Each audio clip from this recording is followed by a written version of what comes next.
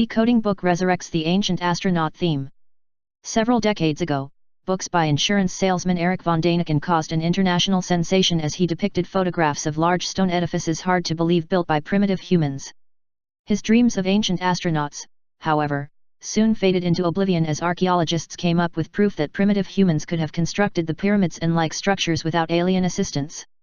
Nonetheless, the possibility of other types of evidence for ancient astronauts cannot be discarded. Overtly, a cryptography and deception tactics book, Morten St. George's Incantation of the Law Against Inept Critics, a guide to cryptic thinking, takes up the ancient astronaut gauntlet. But there's no stone here. Now, it's not a question of what the ancient astronauts did, but of what they left behind. Deception cryptography leads the way. The only known deployment of this unique form of cryptography is to be found in 42 prophetic stanzas published by Nostradamus in the 16th century. So was Nostradamus an alien? Hardly, but St. George's book asserts he was the last guardian of an alien artifact. What's the evidence? First, a breakthrough decoding of the 42 stanzas in which numerous contemporary events are not only accurately recounted but also systematically dated.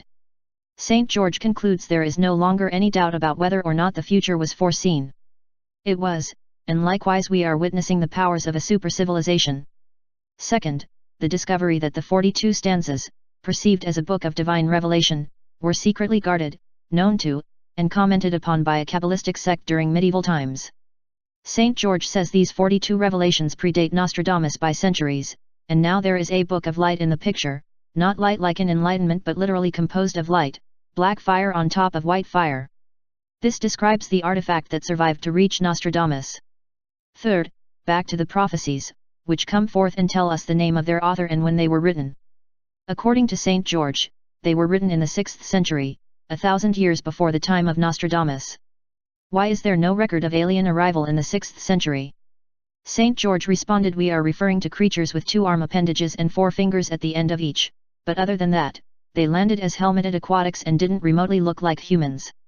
He says it is a myth that intelligent aliens have to be hominoids, and it is likewise a myth that the only road to technology is the road taken by humans. In the Dark Ages, these aquatics would have been stoned as demons in most places, and if there were any reference to them, religious censorship would have obliterated it. Then, how do you know that they had 4 fingers? St. George replied, I said they would have been stoned as demons in most places, not in all places. Archaeologists are far from perfect.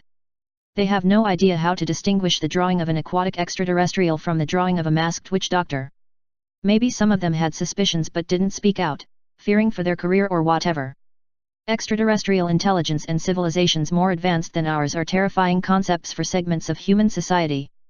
There are many unsolved mysteries in world history. Is this another one? St. George emphatically asserts, no. These extraterrestrials were no fools. Besides who and when, the prophecies also tell us where, that is, where they came from. He says the prophecies provide data for a star arrow rising upwards from southern skies and for a planetary arrow moving outwards from the solar system, and where these arrows collide would be the point of contact. Then there will be contact?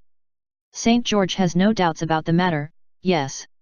My unsophisticated astronomy software can only provide approximate coordinates, but one day astronomers will work out the precise coordinates and point a radio telescope there, and there will be contact. To provide us with coordinates and not allow contact would be deceitful, and they have no reason to be deceitful on this. Else, why bother to interfere with us at all? If you like the video, just hit the subscribe button below. Share and like for more videos weekly. Thanks.